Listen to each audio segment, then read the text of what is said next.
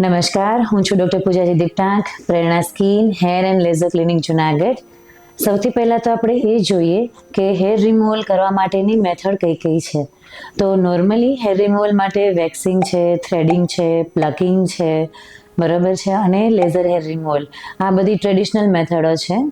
અત્યારના આધુનિક જમાનામાં મોસ્ટ ઓફ લોકો છે એ લેઝર હેર રિમૂવલ તરફ જતા હોય છે. તો શા માટે લોકો લેઝર હેર રિમૂવલ પસંદ કરે છે સિવાય કે ટ્રેડિશનલ મેથડ? તો આજે આપણે જોઈશું કે લેઝર હેર રિમૂવલ કઈ રીતે વર્ક કરે છે અને શા માટે કરાવવું જોઈએ અને શા માટે સેફ છે. તો સૌથી પહેલાં કે લેઝર હેર રિમૂવલ શું છે? તો લેઝર હેર રિમૂવલ એક ડિવાઇસ છે જે અમુક રેડિયો ફ્રીક્વન્સીથી વર્ક કરતું હોય છે. એના કારણે આપણા જે વાળના બલ્બ હોય છે, વાળના મૂળ, એમાં રહેલું મેલાનિન છે ટાર્ગેટ થતું હોય છે. લાઈક આ આપણા હેર છે, બરાબર. આપણે જ્યારે લેઝર રિમૂવલ કરીએ ત્યારે ઉપરના હેર છે અને શવ કરતા હોય છે. એના પછી લેઝર હેર મશીન છે, એ લેઝરનું મશીન અહીંયા આપતા હોય, જેના કારણે વાળનું જે મૂળ અંદર છે એની અંદર બધી એનર્જી લેઝરની જાય અને હેર બલ્બ એટલે વાળનું મૂળ તૂટે, એ ધીમે ધીમે ઉપર આવે અને વિધિન વીકની અંદર એ વાળ ખરી જતો હોય છે. લેઝર મોસ્ટલી એના જે ફેઝ હોય હેરનો એના પર વર્ક કરતું હોય છે, એટલા માટે આપણે રિપીટેડ સેશન આપવા પડતા હોય છે. બીજી વસ્તુ, કોણ હેર રિમૂવલ કરાવી શકે લેઝર હેર રિમૂવલ? તો મેલ અને ફિમેલ બંને અબોવ 16 યર્સ ઓફ એજ, એટલે 16 વર્ષથી ઉપરના જે પણ સ્ત્રી અને પુરુષ છે એ લેઝર હેર રિમૂવલ કરાવી શકતા હોય છે. ટોટલી પેનલેસ પ્રોસિજર છે, એકદમ સેફ છે.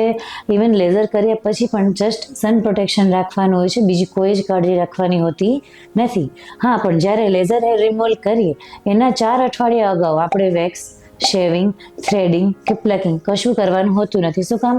તો કે આપણે હેરનું મૂળ છે, રૂટ છે, એ જોતું હોય છે એટલા માટે. જનરલી લેઝર હેર રિમૂવલના 8 થી 10 સેશન થતા હોય છે, depend on type of laser machine. હવે ક્યાં લોકોને 8 થી વધારે સેશન જોઈશે, તો જ્યારે પણ અમે કોઈ પણ વ્યક્તિનું લેઝર હેર રિમૂવલ અમે લઈએ છીએ, સ્પેસિફિકલી લેડીઝ પેશન્ટની અંદર અમે હોર્મોન પ્રોફાઇલ કરાવતા હોય છે. શું કામ? તો કે વાળ વધારે પડતા ઉગવાના કારણોમાં હોર્મોન ઇમ્બેલેન્સ એક મેઇન કારણ છે. તો જ્યારે પણ તમને થાઇરોઇડ કે પીરિયડની કોઈ પ્રોબ્લેમ, એ બધી વસ્તુઓ હોય છે ત્યારે હોર્મોન ઇમ્બેલેન્સ થતું હોય છે. એટલા માટે અમે હોર્મોન પ્રોફાઇલ પહેલાં કરીએ છીએ કે જેમાં લોકોનું હોર્મોન પ્રોફાઇલમાં FSH, LH, testosterone, thyroid profile, આ બધા અલગ બીજા બધા રિપોર્ટ્સ થતા હોય છે. એક વખત ચેક કર્યા પછી આપણે આગળનું મેનેજમેન્ટ થતું હોય છે અને સાથે લેઝર હેર રિમૂવલ થતું હોય છે. તો આપણે જોઈએ કે લેઝર મશીન ક્યાં હોય છે. તો કે લોંગ પલ્સ ડાયોડ હોય છે, લોંગ પલ્સ એલેક્ઝાન્ડ્રાઇટ અને લોંગ પલ્સ ઇન્ડિયા લેઝર, આ અલગ લેઝર મશીન્સનું નામ છે. કોમનલી આપણે long pulse diode laser use કરતા હોય છે. તો ડાયોડ લેઝર વર્ક કઈ રીતે કરે? તો એમની જે સ્પેસિફિક વેવલેન્થ છે ડાયોડ લેઝરની, એ આપણા જે આ વાળના મૂળ છે એની અંદર ટાર્ગેટ થતી હોય છે.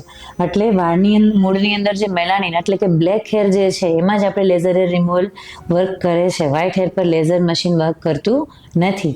તો બ્લેક હેર જે છે એની અંદરનું જે મેલાનિન છે એ લેઝર એનર્જી બધી એબ્ઝોર્બ કરે અને વેપોરાઇઝ થઈને અહીંયાથી કનેક્શન છૂટું પડે છે, જેના કારણે વાળ ધીમે વિધિન 6 to 7 ડેઝની અંદર બહાર આવી જાય છે, પતલો થઈ જાય છે, એનું કનેક્શન ત્યાંથી ડિસ્ટ્રોય થાય છે.